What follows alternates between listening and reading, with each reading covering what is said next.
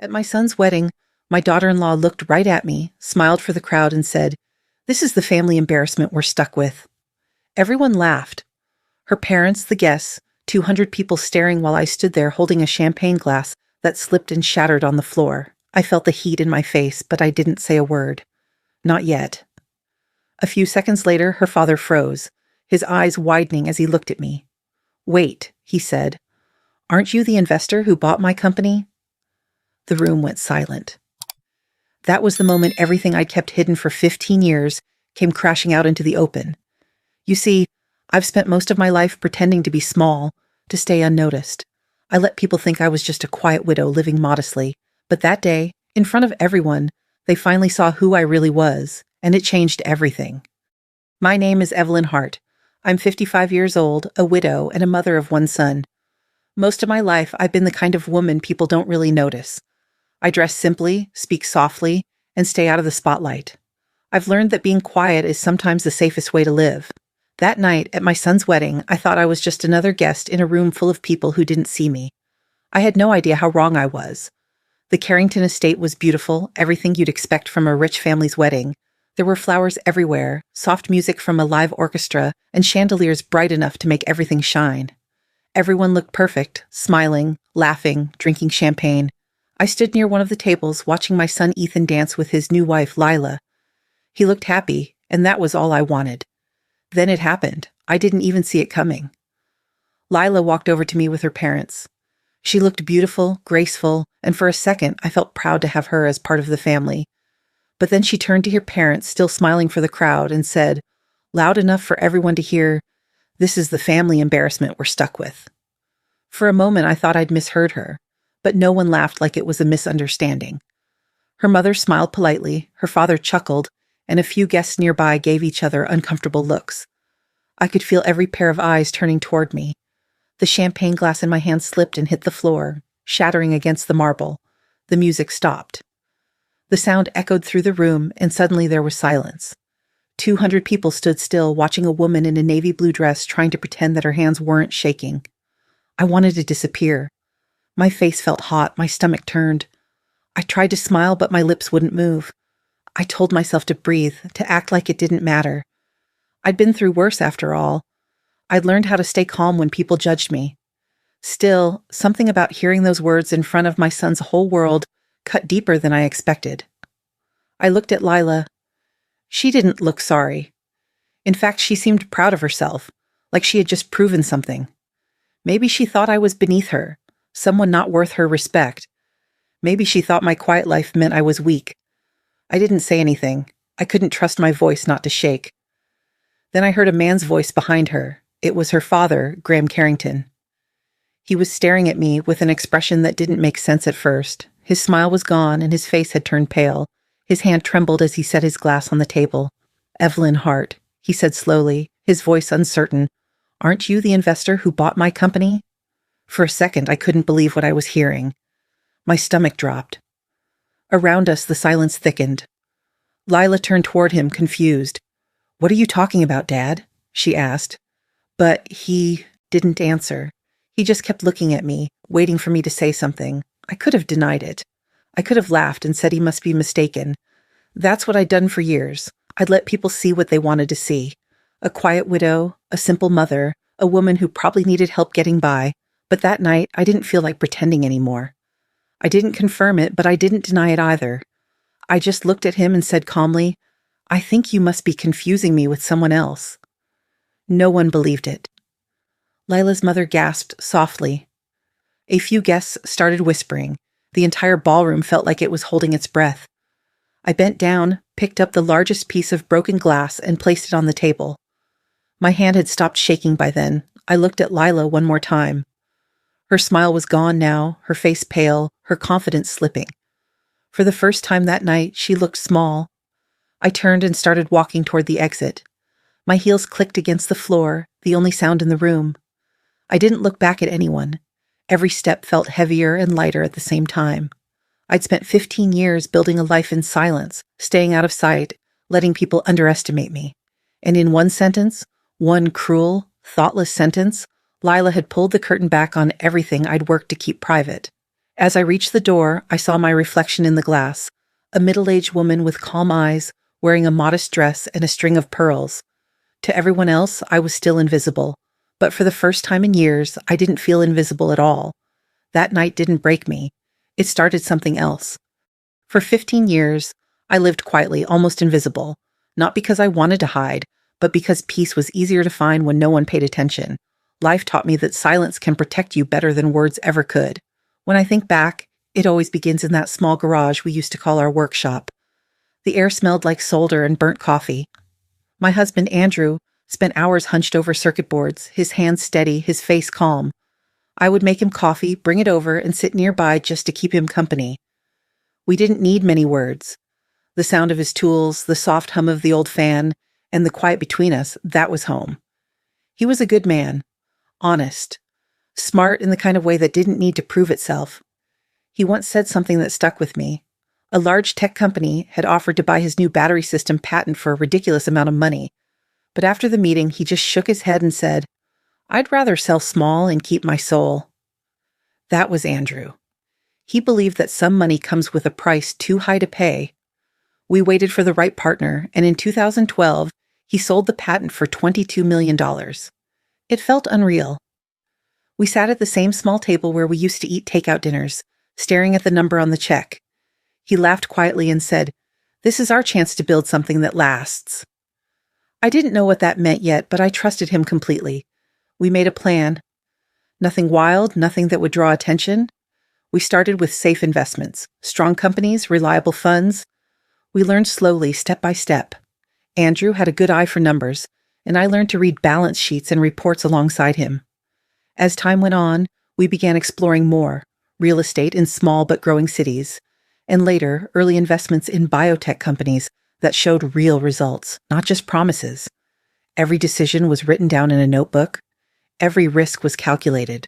We didn't chase luxury, we chased stability. By 2015, the account had grown to 50 million. By 2018, we reached 200 million. I still remember the day we realized it. We were sitting on the back porch eating sandwiches when the alert came through on his phone. Andrew looked at me and said quietly, "Now we protect it. No more risks." He smiled, and I thought we had all the time in the world to do that. But then he was gone. It was sudden, a heart attack on an ordinary Tuesday. One moment he was heading out the door with his keys. The next, the phone rang and everything went silent. I remember the sound of the ambulance fading down the street. The house never sounded the same after that. For weeks I couldn't open the garage. His tools were still on the bench, the notebook half open with notes in his handwriting.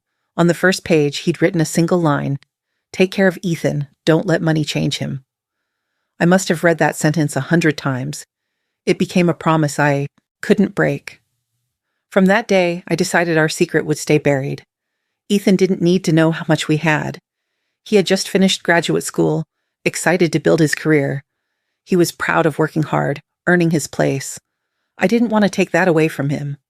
So when he asked if I was doing okay, I smiled and said I had enough to be comfortable. That was all he needed to know. I built a life that matched the story. Small, simple, and quiet. I kept my old Toyota. I lived in a modest apartment near the park. I cooked at home, volunteered at the nursing home twice a week, read to the residents, helped them with letters, or just listened when they needed company. Most people didn't ask many questions. They assumed I lived on a pension. That suited me fine. When I needed help with finances, I worked with one advisor, a kind man named James who respected my need for privacy. He handled the paperwork and never asked personal questions. I didn't travel, didn't shop for luxury, didn't flaunt anything. I invested carefully, let the numbers grow quietly in the background, and lived as if none of it existed. Sometimes people underestimate women like me. They think quiet means small. They mistake humility for weakness. They look at my simple dress and old car and assume I don't know much. I never corrected them. They didn't need to know. In a world obsessed with showing off, I found peace in being invisible. I used to think modesty was a kind of shield. The fewer people who notice you, the fewer who can hurt you. I believe that completely. Every polite smile, every quiet nod, every moment I stepped aside, it all kept me safe. But life has a way of proving us wrong. I didn't realize that one day, this secret I guarded so carefully would turn against me. That the quiet life I built, every decision made to protect my son, would become the reason people tried to pull me apart. I thought hiding was enough. I thought I could live quietly forever. But secrets, no matter how carefully kept, always find a way to surface. And mine was about to explode in the most public way possible. Lila was 28, sharp in every way a person could be sharp. She had that business school polish that made her words sound like statements, not questions. She'd graduated from Wharton and carried herself like every room already belonged to her. Even when she smiled, her eyes stayed cold, like she was doing the math behind every conversation. Before the wedding, I'd met her exactly twice. The first time was at a quiet dinner Ethan had arranged, a chance for the families to meet. I'd brought a bottle of wine and a small bouquet, trying not to overstep. Lila was polite enough, but her questions came like she was filling out a form. She asked about my retirement fund and my long-term care plan, her voice smooth and professional, like a financial advisor interviewing a client. I told her, I live comfortably, not extravagantly. She smiled, not kindly, but like she'd already filed me away under average. The second meeting wasn't much different. She and Ethan had invited me for lunch, though it was clear she was the one running the show. The conversation drifted to investments, housing, and future planning. At one point, she asked if I'd ever considered selling my apartment and moving to a senior community. So you'd have help close by, she said, as if she were offering charity. I told her I liked my independence. She nodded with a practiced look of concern that didn't reach her eyes. I'd met women like her before, the ones who measured worth by balance sheets and judged people by their mailing address. Ethan didn't notice. He was proud of her drive, her education, her ambition. I didn't want to dampen his happiness. He deserved to feel proud. So I smiled through it all, told myself she'd learn kindness with time, and kept my thoughts to myself. When the wedding day came, the Carrington estate looked like something out of a lifestyle magazine. The air smelled like money, expensive flowers, polished silver, imported champagne. The garden glowed under hundreds of tiny lights, and a string quartet played softly under a white canopy. It wasn't a wedding. It was a coronation. Lila's dress was Vera Wang, custom-made, worth more than most people's annual salary. She looked stunning, I'll give her that. The gown hugged her like it had been designed just for her, which of course it had. Her hair, her makeup, every detail screamed perfection. She wanted the world to see that she had made it, that she was marrying into love and legacy. I chose something simple, a navy blue dress I'd bought from a decent department store. My mother's pearl necklace, old, not valuable, but it mattered to me. The kind of jewelry that carries stories, not status. I knew it wasn't flashy enough for the Carrington crowd, but I didn't care. I wasn't there to impress anyone. I was there for my son. When I arrived, people smiled politely, their eyes flicking over me the way people do when they're trying to figure out where someone fits. I'd seen that look before in corporate boardrooms, in neighborhood gatherings, at charity events. It's the look of quiet judgment, the way people weigh others without ever asking a single question. The ceremony itself was beautiful. Ethan looked radiant, happier than I'd seen him in years. When they said their vows, I saw the sincerity in his eyes, the love that made him blind to everything else. I held back tears and clapped when they kissed. For a while, I forgot how different our worlds were, but the reception reminded me. The estate ballroom sparkled with chandeliers that looked like frozen waterfalls. Waiters moved silently between tables with silver trays. Guests held glasses of French champagne while a 12-piece orchestra played near the stage. Cameras streamed the event live for friends who couldn't attend. It was the kind of wedding people wrote about in magazines, the kind that made ordinary families feel small. I took a seat near the back, watching from a distance. I liked seeing Ethan laugh, surrounded by people he cared about. He'd built a life, a career, and now a family. That should have been enough for me. I didn't need attention. I didn't want to stand out. I wanted to stay quietly proud, hidden in the background, where I'd always felt safe. But then Lila walked toward me. She had her parents beside her, Graham and Vivian Carrington, both dressed like they'd stepped out of a high-end commercial. Graham with his sharp tuxedo and silver cufflinks, Vivian with diamonds that caught every glint of light in the room. Lila looked like she was introducing royalty, her confidence unwavering. "Mom, Dad," she said sweetly, loud enough for people around us to hear, "I want you to meet Ethan's mother." Her mother gave a polite smile, the kind that didn't reach the eyes. Her father nodded, barely looking at me. I could feel my heart beating harder, but I stayed calm. I extended my hand and said, It's lovely to meet you. And that's when Lila's voice changed, the sweetness thinning into something sharper. Still smiling, she said, "This is the family embarrassment we're stuck with." For a second, I thought it was a joke, some strange attempt at humor, but the laughter that followed wasn't light. It was awkward, nervous, real. My hand froze halfway between us. The champagne glass slipped from my other hand, hit the marble floor, and shattered. The sound echoed through the ballroom, louder than the music that stopped right after. 200 heads turned. Conversations died. The orchestra went silent. All eyes were on me, the 55-year-old woman in a simple navy dress, standing among glitter and gold. I felt heat rise in my cheeks, but I didn't move. I didn't speak. Then, from beside her, Graham Carrington's face drained of color. His eyes widened like he'd seen a ghost. He whispered my name and, for the first time that evening, the power shifted. That was the moment everything changed. For years, I'd lived quietly, certain that silence kept me safe. But in that room, surrounded by wealth and judgment, one careless sentence shattered everything I'd built. The quiet life I'd protected for 15 years was about to break wide open, and there was no going back. The room was still holding its breath when Graham Carrington turned toward me. His mouth opened and closed once before any sound came out.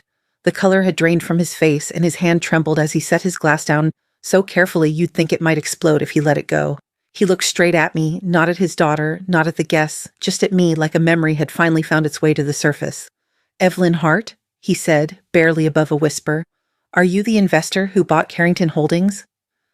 I felt a slow calm settle over me. I lifted my chin and gave him a small, steady smile.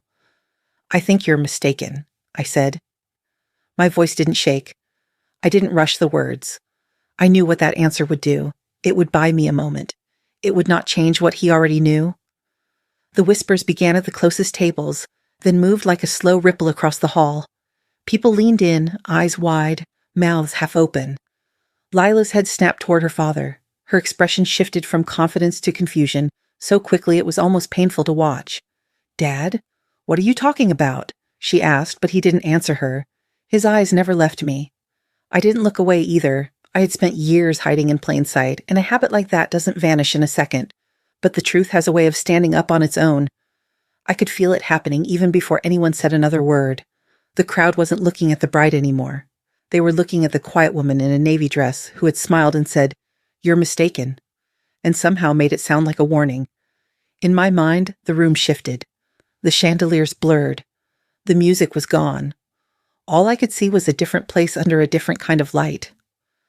I was back in a conference room 3 years earlier, at the end of a long, careful process that had kept names out of print and egos out of the way. The table was heavy and polished. The air was cold. Lawyers lined both sides with folders and tabs and prepared statements. I sat near the corner with a legal pad and a pen, listening and saying very little. Graham came in late that day, smiling for the room the way men in his position are taught to smile. His voice carried, his handshake lasted a beat too long. He talked about legacy and community and the future of a brand he had built. The facts were simpler, the debt was heavy, the expansion had been rushed, and the next quarter would not forgive him. The buyers were a clean investment firm with a plain name. No headlines, no drama, just numbers that worked. He never asked who sat behind the structure. He never looked closely at the quiet woman who kept her coat on the back of her chair and took notes by hand. When the final pages were slid across the table, he signed with a practiced flourish. Cameras were not invited.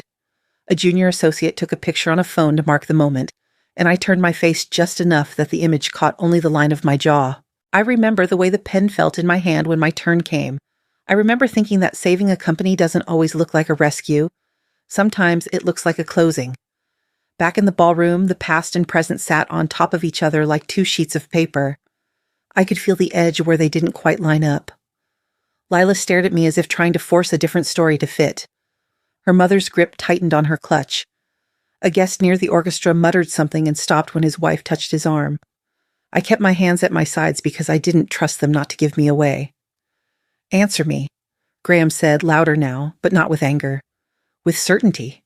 He knew. He had finally placed the memory of that room, the notes, the signatures, the firm that never gave interviews, the woman who did not speak and did not need to. His voice reached the far tables and even the waiters stopped moving. I understood that the scene could turn cruel in an instant if I gave the room what it wanted. I could admit it and let the whole evening become a spectacle. I could deny it and invite a louder argument. Or I could hold the line I had drawn for 15 years and let him live with the truth he had just uncovered on his own. I chose the line. "I think you're mistaken," I said again, softer this time. It was not a lie. It was a refusal to put my life on display because someone else demanded it. But the room had already decided. Heads turned. Someone whispered "billionaire," like it was a secret word that could unlock a door. Another person said "bought his company," like a verdict. I watched the details land on faces that had seen me as nothing more than a poor relation in a nice dress 15 minutes earlier. Now they searched for signs they had missed.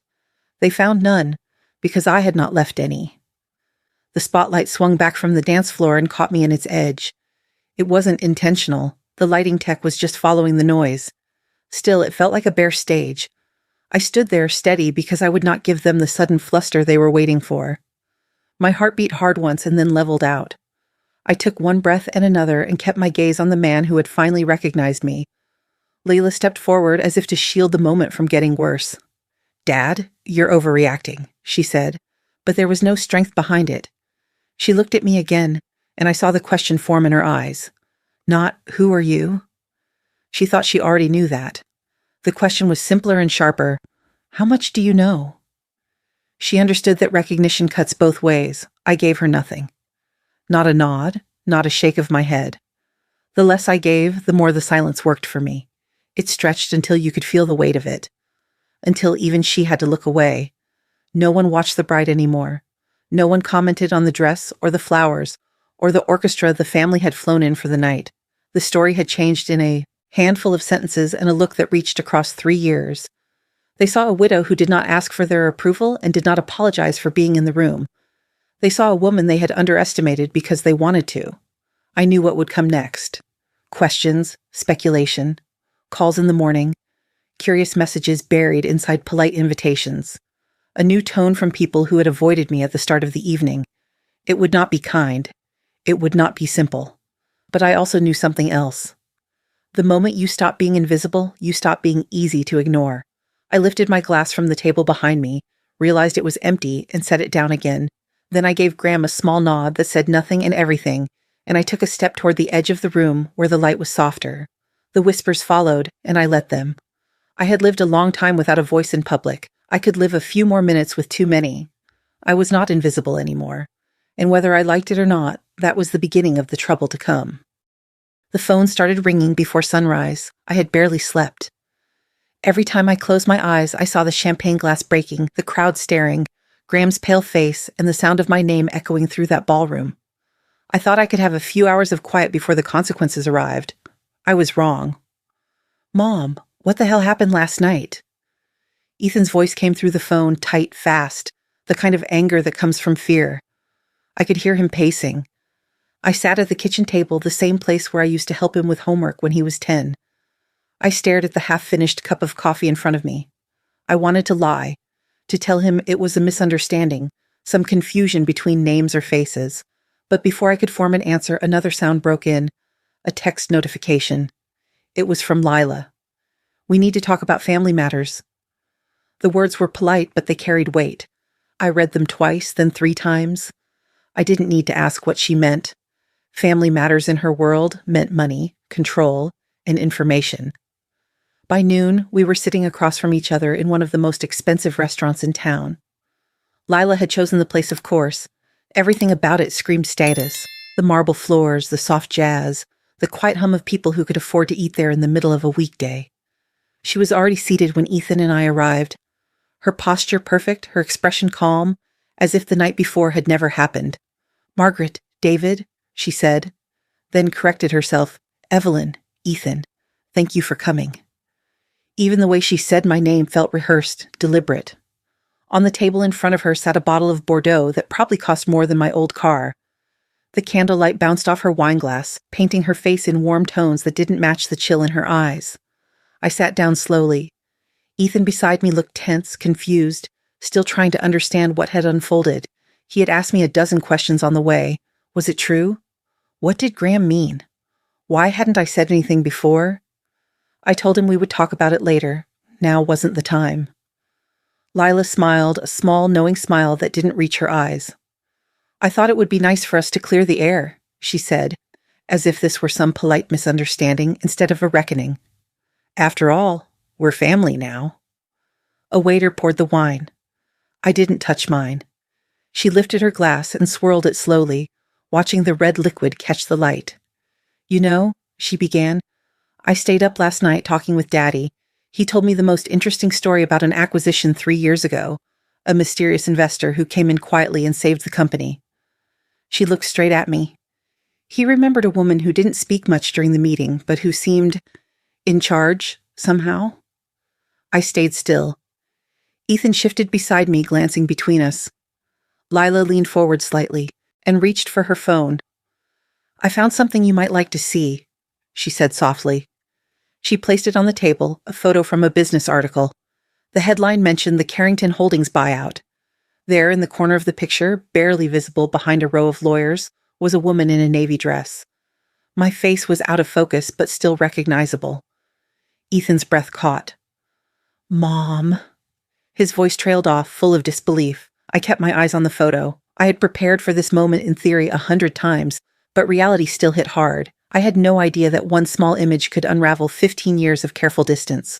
Lila smiled again, a calm predator now that she smelled blood. It's fascinating how discreet investors operate, she said softly, each word deliberate. You must have your reasons for keeping things private. She took a sip of her wine. I just wonder what it must feel like holding so much power in silence. Ethan looked at me then, really looked. I saw the questions in his eyes, the trust and confusion fighting inside him. Mom, he said quietly, is this true?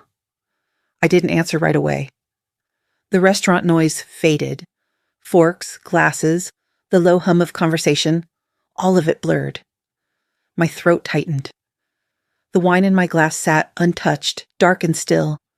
I wanted to tell him the whole story, about his father, the years of hard work, the decision to protect him from this exact situation. But sitting across from that woman and her carefully rehearsed words, I realized that anything I said would sound like defense, not truth. So I said nothing. Silence, once again, was my armor. Lila set her glass down, the faintest click of crystal against marble. I understand discretion, she said. It's admirable. But sometimes secrecy creates confusion, even mistrust. Families should be transparent, don't you think? It wasn't a question. It was a warning. Ethan leaned back, his jaw tight. Lila, what are you trying to say? She smiled politely. Nothing, dear, just some things are better discussed openly. I looked at her, this woman who thought she could play a game I had spent years mastering. Her tone was soft, her words gentle, but every one of them was meant to push me into a corner. The candlelight flickered between us, casting shadows across the table. For a long moment, no one spoke. The tension stretched thin as glass, ready to break. I looked at my son and realized the truth. He wasn't angry yet. Not really. He was uncertain, torn between love and doubt, between what he believed about his mother and what his wife wanted him to see. I had always thought secrets protected the people you loved. Sitting there, I finally understood. They only gave others the tools to hurt you. That lunch wasn't about family. It was a quiet interrogation, and I was sitting in the witness chair. And for the first time in years, I didn't know how to answer. When I got home that night, the apartment felt different. Too quiet, too clean, like the silence had teeth. I sat down at my dressing table and stared into the mirror. For a long time, I didn't see myself. I saw a version of me that had been built out of habits. Quiet smiles, small talk, practiced invisibility. I wondered what exactly I'd been hiding all these years. Was it the money, or was it the fear of being judged by it? The woman in the mirror looked tired but unbroken. I took a deep breath and whispered, "It's time." The next morning, I called Ethan and asked him to come over. He arrived looking worn out, still processing what had happened at the restaurant. Lila followed, dressed neatly as always, her hair perfectly styled, her voice already calm and controlled. She sat next to him on my couch, hands folded over her lap, waiting. I poured coffee for all three of us, even though I knew none of us would drink it. My hands didn't shake, but my heart was heavy. I'd carried this secret for 15 years, convincing myself it was protection. But now, it was poison. and it was seeping into everything. "Ethan," I said quietly, "you deserve to know the truth. About your father, about me, about everything." He didn't interrupt. He just nodded, his eyes fixed on mine, full of questions I wasn't sure I could answer. So I told him, slowly, carefully, about the patent your father created, about the small garage where it started, about the deal that brought us $22 million, and the years of careful investments that followed, about how I'd built it, the stocks, the real estate, the companies, including one that belonged to the man who had just become his father-in-law. When I finished, the room was so still I could hear the clock ticking in the kitchen. Ethan leaned back, his face pale, like he was trying to find his footing in a world that had quietly shifted beneath him. "Mom," he finally said, his voice low, "you're saying you own Carrington Holdings?" "I did," I said softly. "Through an investment firm I control. I kept it private for your sake." He stared at me, then at Lila, who hadn't said a word yet. I could almost see the gears turning in her mind. She wasn't shocked, not the way Ethan was. She was calculating. After a long silence, she smiled, the kind of smile that doesn't reach the heart. "Well," she said lightly, "at least now everything makes sense." Ethan turned to her. "Lila," but she interrupted, her tone turning bright and smooth, like she was already presenting a plan. "Now we can finally plan for the future as a real family." Her words hung in the air, polished, practiced, dangerous. She leaned forward, opening the portfolio she'd brought with her. "I've been thinking," she said. "It might be smart to establish a family foundation, something official. It could protect our assets, create tax advantages, and give us all equal input in financial decisions." She said "our" like it had always included her. Ethan looked confused. "A foundation?" "Yes," she said, smiling wider now. "Something meaningful. With equal voting rights, of course. You, your mother, and me. Decisions made together. Transparent, modern, responsible." I watched her as she spoke. Every word was smooth, confident, and calculated. Her eyes flickered with excitement, not love, with opportunity. She had already thought this through, probably for weeks. I realized then that she wasn't trying to join this family. She was trying to take it over. I took a slow breath, forcing my voice to stay calm. "And how would you suggest we start, Layla?" "Oh," she said, tapping her manicured finger on the table. "Something substantial. To make an impact. Maybe 50 or 60 million to begin. Just enough to get attention, to build credibility. Once the foundation is established, the rest will follow." I glanced at Ethan. His face was blank, too shocked to react. My son, who had worked his entire life believing in hard work and fairness, was sitting beside a woman who saw our family's life as an investment strategy.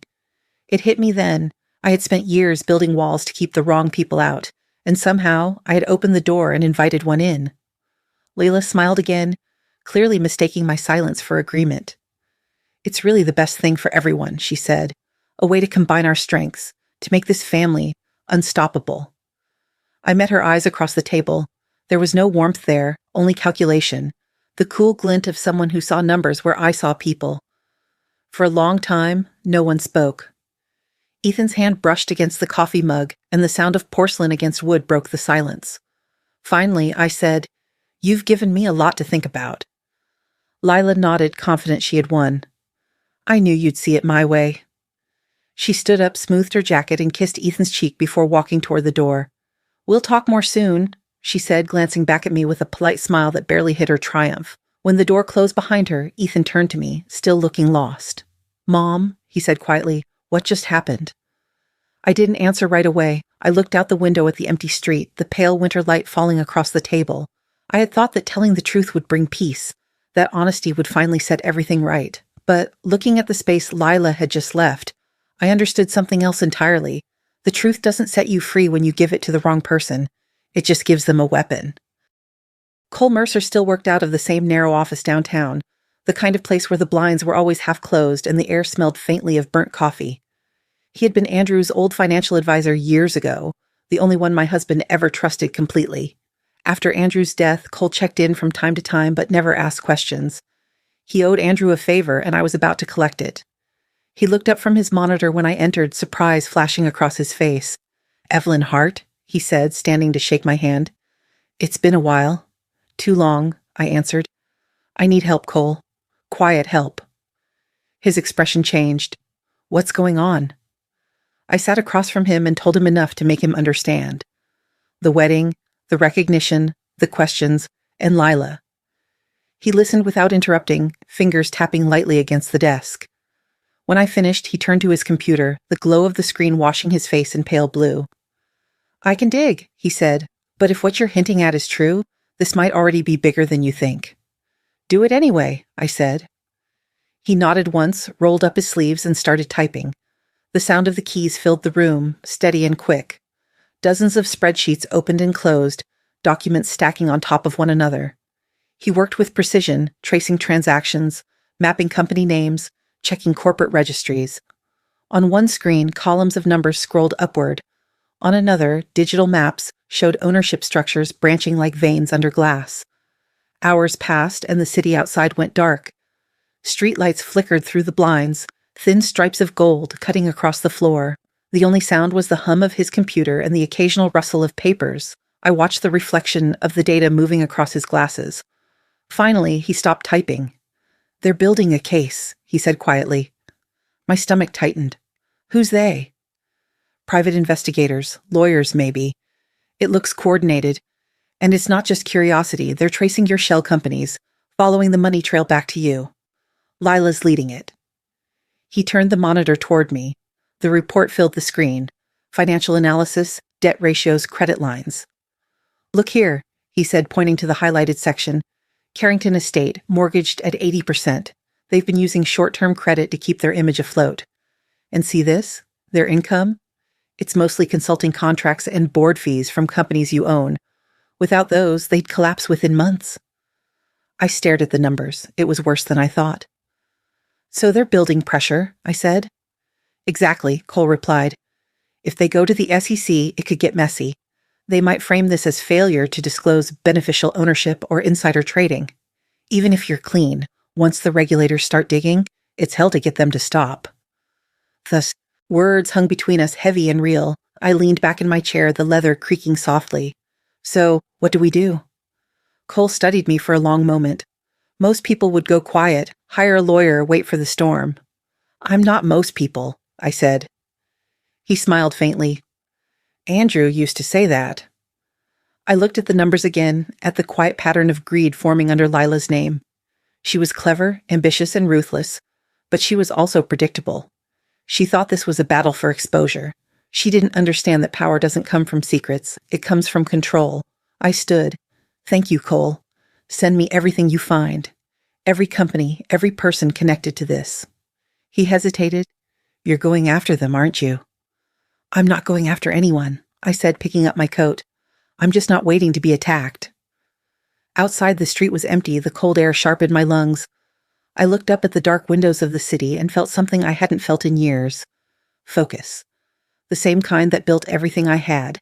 I had once learned how to play the markets. Now, I was going to play them back. The apartment was quiet except for the hum of the refrigerator and the soft tick of the clock on the wall. Midnight had come and gone, but sleep wasn't even a consideration. The light from my laptop cast a pale glow across the room, turning the glass of red wine beside it into something dark and heavy. It was the same brand Andrew used to buy. He said it helped him think. I wasn't drinking it for comfort. I was drinking it to stay awake. On the screen were documents, emails, lists of names, and company filings. I scrolled slowly, tracing the paths of ownership like a map of hidden roads. For years, I had built this network, discreetly, quietly, layer by layer, to protect our wealth and our privacy. Now it was the same web that my daughter-in-law was trying to untangle and use against me. I leaned back, rubbing my temples, and reached for the small notebook sitting beside the computer. It was old, leather-worn smooth, corners frayed. Andrew's handwriting filled every page, neat and methodical. I flipped through it, remembering the nights we used to sit together at the kitchen table, him sketching investment strategies while I brewed coffee and listened. On one of the pages, a line caught my eye. His handwriting was slightly faded, but the words were clear. Never let pride decide your battles. I stared at it for a long time. Pride had nothing to do with this. What I was feeling wasn't pride, it was survival. I turned another page, and there he was again, speaking through ink. Small calculations, sketches of growth projections, reminders in the margins. I could almost hear his voice, calm and patient, always steady when mine trembled. "Evelyn," he'd said once, "the market doesn't punish intelligence, it punishes emotion." That was the night he made me promise, the night he told me to protect Ethan, not just from failure, but from the kind of greed that destroys people from the inside out. "Promise me," he'd said, and I had. Now, as I looked at the glowing numbers on the screen, I realized I was fighting for that same promise, not against strangers, but against people who had sat at my dinner table. I closed the notebook gently, as if afraid to break the memory inside. Outside the window, the city looked peaceful. Distant lights flickered in office towers. Somewhere, a siren echoed faintly.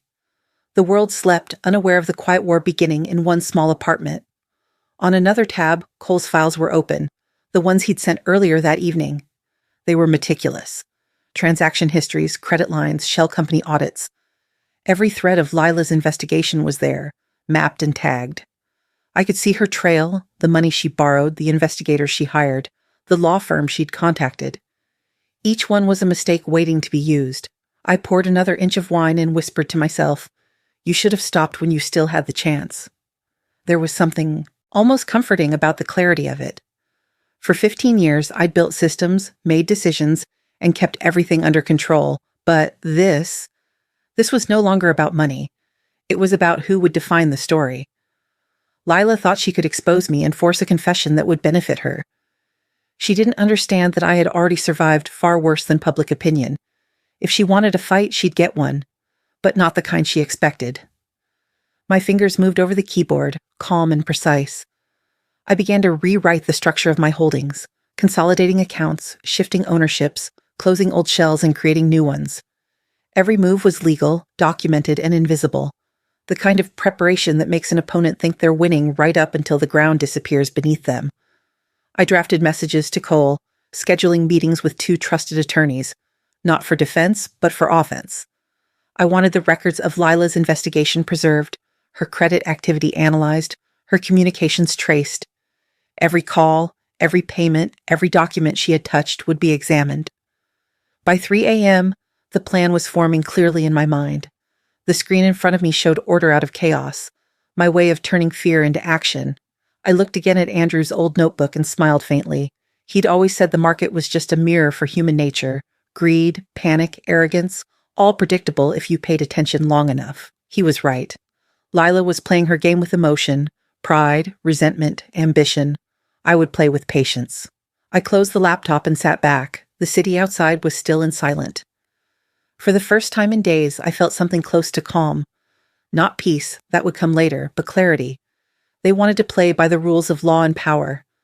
I was going to teach them a different kind of lesson, one about strategy. The conference room was a glass box hanging above the city, sleek, cold, and far too quiet for what was about to happen. Afternoon light poured through the floor-to-ceiling windows, hitting the polished wood table so brightly it almost hurt to look at. Every reflection felt deliberate, like even the room wanted to remind us that nothing here could stay hidden for long. Harold Kane, Lila's lawyer, sat at the head of the table, his silver pen tapping against a thick stack of documents. Lila sat beside him, posture perfect, expression calculated. Graham and Vivian Carrington were opposite me, whispering to each other in low, anxious tones. Ethan sat at my right, silent, tense, trying to understand how his family had turned into a business meeting. Cole Mercer stood behind me, quietly watching, ready to step in if needed. Harold cleared his throat. "Let's begin," he said smoothly, his voice carrying that rehearsed calm lawyers wear like armor. "Mrs. Hart, my clients feel they've been misled, financially, personally, and ethically." Lila didn't wait for him to finish. "You've manipulated our family for years," she said sharply, her voice slicing through the air. "You've hidden money, controlled decisions, and humiliated us in front of everyone." I didn't flinch. "I saved your father's company from bankruptcy," I replied evenly. "That's manipulation?" Her father, Graham, shifted uncomfortably, color draining from his face. "She's right, Lila," he muttered, not looking at her. "Without her, we'd have lost everything." Vivian snapped her head toward him. "Enough," she said, her tone clipped. "We're not here to argue history. We're here for fairness." "Fairness," I repeated quietly. The word tasted strange in my mouth. Harold slid a folder across the table. Our proposal is simple, he said. A family trust, shared governance, mutual transparency, equal access. Mrs. Hart would contribute a substantial portion of her assets into the trust. In return, all parties agree to oversight and open cooperation moving forward. Ethan turned toward me, his brow furrowed. Mom, what does that mean exactly? It means, I said, keeping my eyes on Harold, that they want to manage my life's work under the label of fairness. Harold smiled faintly. It's about structure, not control. Think of it as ensuring stability for future generations. I stood up slowly, my chair sliding back with a soft scrape. The air in the room tightened. I walked to the window, looking down at the city below, cars threading through traffic, people walking quickly to places that mattered more than this room. For a moment I envied them. Then I straightened my shoulders. You want fairness? I said finally, turning back to face them. Fine. Here's my offer. Layla's eyes narrowed. We're listening. $5 million, I said clearly. Transferred within 48 hours. Your parents keep their house. Graham retains his consulting position with the company. In exchange, you withdraw every complaint, every legal threat, and you cut contact permanently. The silence that followed was complete.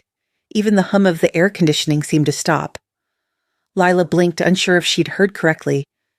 Ethan was the first to move. He pushed back his chair, his voice shaking. Mom, you're buying silence. I looked at him. No, I said softly. I'm buying peace. Across the table, Harold adjusted his glasses, glancing quickly at his clients. Mrs. Hart, he began, cautious now. This kind of settlement is clean, I interrupted. No courts, no headlines, no more family drama disguised as legal ethics. Graham leaned forward, his voice barely above a whisper. $5 million? To walk away? Yes, I said. To walk away and stay gone. Lila's face was unreadable. Behind her polished exterior, I could see the calculations running. $5 million was more than she'd ever get through court, and she knew it. But pride? Pride always complicates logic. That's insulting, she finally said, her voice low. You think you can just pay us off? I didn't answer. I let the silence stretch. Seconds ticked by, loud and slow, until the only sound in the room was the steady rhythm of the clock on the wall. Cole finally spoke, his voice calm but firm. It's a fair offer, better than fair, considering the damage you've already caused. Harold leaned toward Lila, whispering something. I could see her shoulders tighten, her jaw clench. Vivian looked pale. Graham rubbed his forehead, exhausted. This isn't over, Lila said finally, though her voice had lost its edge. It is, I said. You just haven't accepted it yet. Ethan looked at me with something between disbelief and heartbreak. Mom, how can you be so calm? Because, I said quietly, I learned a long time ago that emotions don't win wars. Strategy does. Lila's lawyer cleared his throat. We'll need time to consider. You have until noon tomorrow, I said, walking toward the door. After that, the offer expires, and then we do this the hard way, the legal way. I paused, my hand on the handle. But if you're smart, you'll take it. Because the next time we meet, it won't be across a table. It'll be across a courtroom. No one said a word as I left. The sound of the door closing echoed down the hallway. Sharp, final. Inside that room, the clock kept ticking, each second marking the price of peace. And for the first time, I knew exactly what my peace was worth. The next 3 days felt like waiting inside a ticking clock. Every sound, a phone buzzing, an email alert, the creak of the floor, seemed louder than it should. The air carried that strange weight that comes before something breaks. Day 1. Lila spent the entire day pacing inside the Carrington estate, her heels clicking against marble floors like gunshots. Cole's quiet updates came through text. She's called Harold 4 times already. They're reviewing your offer from every angle. I could picture it clearly. Her in that perfect kitchen, papers spread out on the counter, her voice sharp as she demanded reassurance. Vivian tried to calm her. Graham stayed mostly silent. It wasn't hard to guess the conversation. $5 million to disappear. Pride against survival. I didn't do anything that day. I didn't make calls or check messages. I just cleaned the apartment. The routine helped. Wiping down the counters, folding laundry, feeding the quiet. There's a calm that comes when you've done everything you can, and all that's left is waiting for other people to make their move. Day 2. Ethan came by in the afternoon. He didn't call first. When I opened the door, he was just standing there. No anger, no accusations, just exhaustion. "Mom," he said softly, "can I come in?" He sat at the table, staring at his hands. His eyes were red, like he hadn't slept much.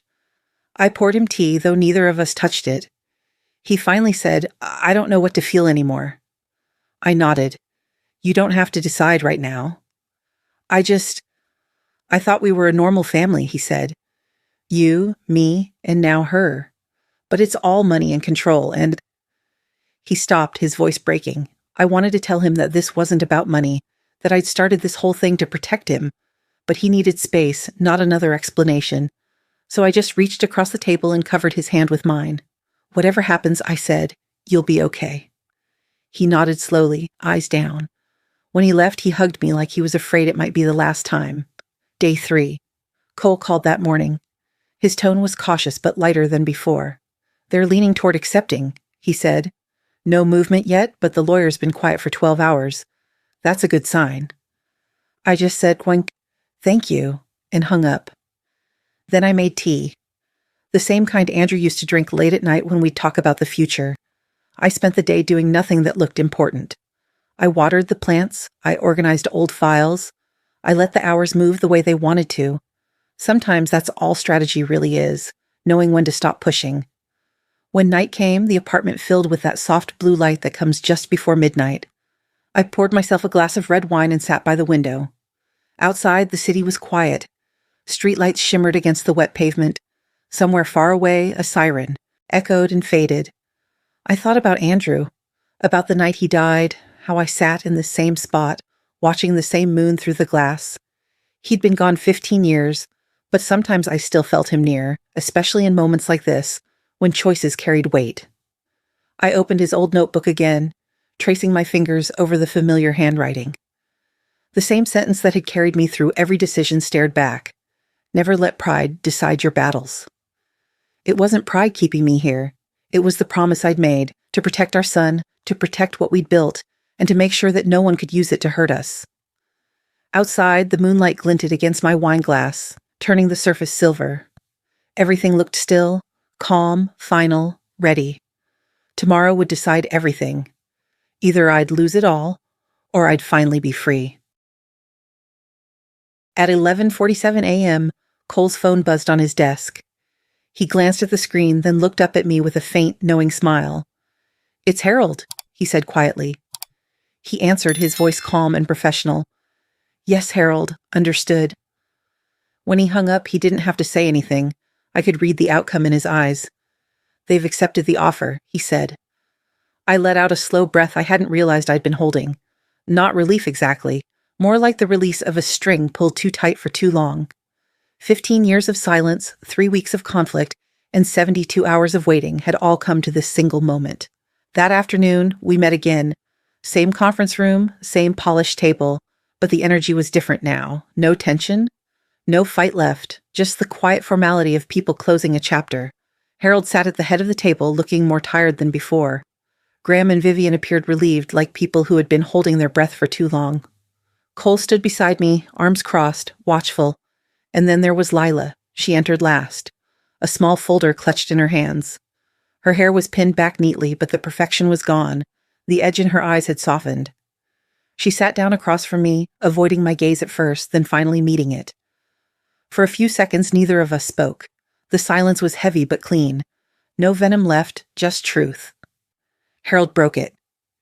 "The agreement is ready," he said, his tone purely procedural. "Mrs. Carrington will sign first." Lila nodded faintly. She reached for the pen, her hand trembling just a little. Her lawyer slid the documents toward her, the crisp sound of paper against wood cutting through the stillness. She stared at the first page for a long time. Then softly, almost to herself, she said, "You didn't have to do this." I looked at her, at the woman who had turned my son's wedding into a stage, who had called me an embarrassment, who had tried to use my life as leverage, and I saw something unexpected. Not defiance, not anger, just exhaustion. "You're right," I said quietly. "I didn't, but I chose to." She blinked, her eyes glistening, then signed. The pen moved slowly, her signature looping across the paper like the end of a long story. When she finished, she set the pen down and pushed the folder toward Harold. The sound it made, soft final, was the sound of closure. I reached for my copy and signed without hesitation. My hand was steady. When I finished, I looked up at her and said what needed to be said. Power, I told her, is knowing when to stop pretending you don't have it. She froze for a moment, the words hanging in the air between us. Then she lowered her head quietly, as if acknowledging the truth of it. Graham shifted in his chair, exhaling. Vivian dabbed her eyes with a tissue. Cole gathered the signed copies and handed them to Harold for verification. It was done. $5 million for silence, a house spared, a consulting job preserved, and peace, my kind of peace, restored. No shouting, no courtroom, no public scandal, just signatures and silence. As I stood to leave, Lila whispered something I barely caught. I never meant for it to go this far. I paused by the door, hand on the handle. That's the thing about greed, I said softly. It always goes farther than you think.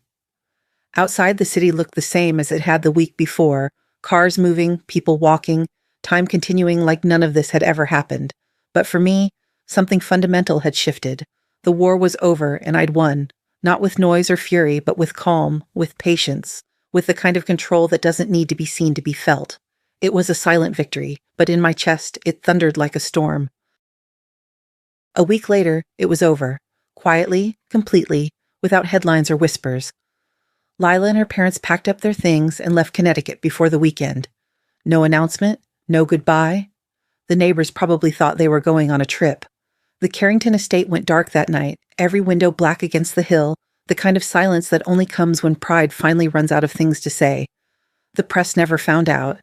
There were no rumors, no leaks, no stories to explain why one of the most talked about weddings of the season had dissolved into nothing. The world moved on, as it always does. And that, in its own way, was mercy. Ethan didn't call, he didn't text.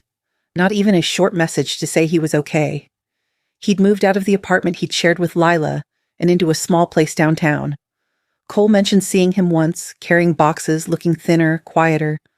I didn't ask for details. I knew he needed time to grieve not just a marriage, but the illusion of what it had been. I gave him that time. My days settled back into something simple. I woke early, brewed coffee, read the paper, and let the routine rebuild the edges of my life.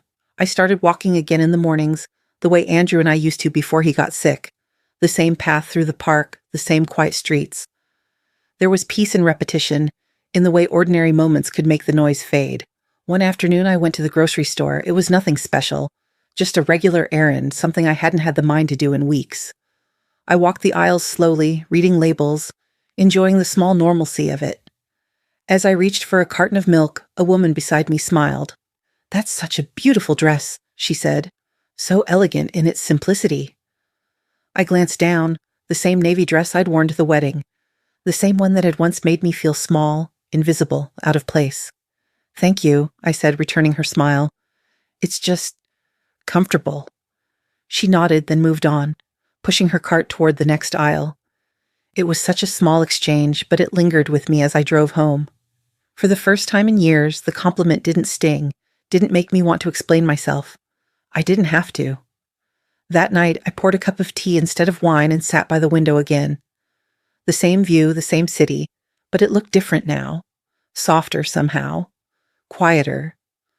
The war was done, and I had survived it without shouting, without revenge, without losing myself.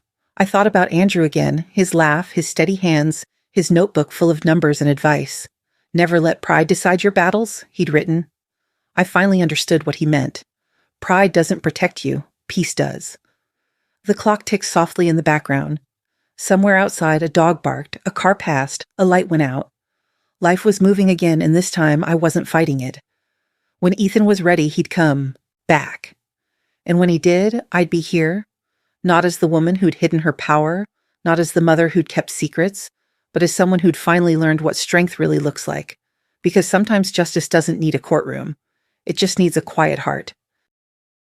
6 months passed, seasons changed, the air softened, and life quietly rearranged itself into something almost ordinary again. I had stopped checking my phone every morning. The silence between Ethan and me had become familiar. Not painful anymore, just still. Then one evening, as I was folding laundry, the phone rang. I almost didn't answer, but the number, my son's number, made my heart skip. "Mom?" His voice was steady, lighter than I remembered. "Ethan," I said softly, setting the folded towel aside. "It's good to hear you." There was a small pause on the other end, the kind that holds both hesitation and warmth. Then he said, "I met someone." The words came out simple, but I heard what he didn't say. "I'm moving on." "She's a teacher," he continued. "Elementary school. Her name's Claire." "Claire," I repeated, tasting the name like a small relief. "That sounds lovely." He chuckled quietly, and I could hear the calm in his voice, the kind that had been missing for too long. "Yeah, she's different, Mom. Kind. She talks about her students all the time. She loves what she does. She doesn't care about money or status. She doesn't even know anything about, well, you know." "About me?" I asked gently. "About the money," he said. I told her my mom lives in a nice apartment and drives an old car. She said, "Then your mom sounds like someone who knows her worth." I smiled, feeling something soften deep inside me. "She's right." The sound of his laugh came through the line, warm and real. The same laugh he had as a child when life was simple and his world was small. I didn't realize how much I'd missed it until that moment. We talked for a while after that, not about the past, not about what had been lost, but about ordinary things. His work, her students, a trip they were planning for the summer. I listened, grateful for every word. Then his tone changed slightly, quieter now. "Mom," he said, "I just wanted you to know, I finally understand." I didn't ask what he meant. I didn't have to. He understood the choices I'd made, the walls I'd built, the silence I'd kept. He understood that everything I'd done, every calculated move, every guarded secret, had been about love, not control, about protecting him from a world that could twist kindness into weakness. For a long moment, neither of us spoke. The only sound was the quiet hum of the line, and in it I could feel the weight between us finally lift. "I'm proud of you, Ethan," I said softly.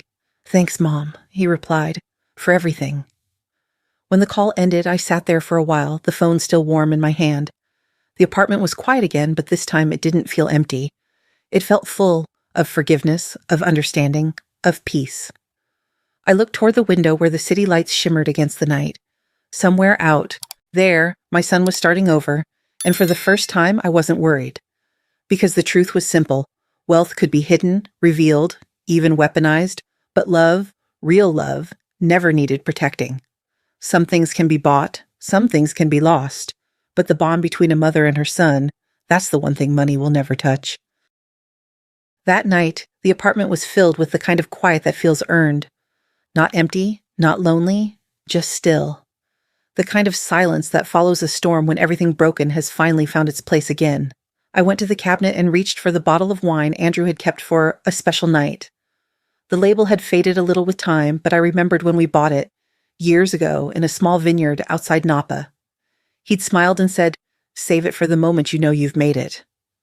Back then, I thought he meant financial success. I know now he meant peace. I poured a glass and sat by the window.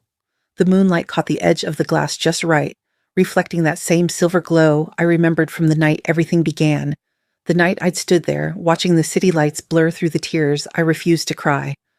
Now the air was calm, the same moon, the same view, but a different woman sitting beneath it. The curtain shifted with the wind, carrying the faint scent of rain. On the table beside me sat a framed photograph, Ethan and Lila on their wedding day. I hadn't taken it down, not out of nostalgia, but because it reminded me of what strength had cost. I looked at their faces and his joy, her perfection, and the memory of her voice came back, sharp but distant now. "This is the family embarrassment we're stuck with." I let out a slow breath, then whispered into the stillness. "They called me embarrassment. I called it strategy." The words didn't sting anymore. They just existed. A truth reshaped by time. I reached for the glass again, holding it up toward the moonlight, and spoke softly to myself. To Andrew, maybe to anyone who was still listening. "Dignity isn't about wealth," I said. "It's about knowing when to walk away." That was the lesson. Not power, not victory, not revenge. Just the quiet courage to leave with your peace intact. I took a sip of the wine. It was smooth, deep, aged perfectly. the kind of taste that tells you it's been waiting for the right moment. I smiled. From the window, I could see the city settling into night. Lights dimmed, windows closed, the streets softening under the weight of evening. Life was still moving, quiet, steady, unaware of the battles fought in its shadows. I stood, walked to the balcony, and opened the door. The air outside was cool and carried the faint hum of distant traffic. The sky was painted in shades of fading gold and silver blue. The day was ending. So was my story. For a moment, I just stood there, feeling the wind against my face. It was the same breeze that had carried me through grief, through deception, through the fight to reclaim my own name. I closed my eyes and let the silence wash over me. A silence that wasn't empty this time, but full. Full of love that survived misunderstanding. Full of memories that no longer hurt. Full of peace that no one could take away. Inside, the clock ticked softly. The wine glass caught the last bit of moonlight, glimmering faintly before the room grew darker. I turned away from the city and stepped out onto the balcony, just as the wind shifted again, brushing the curtains aside like a curtain call.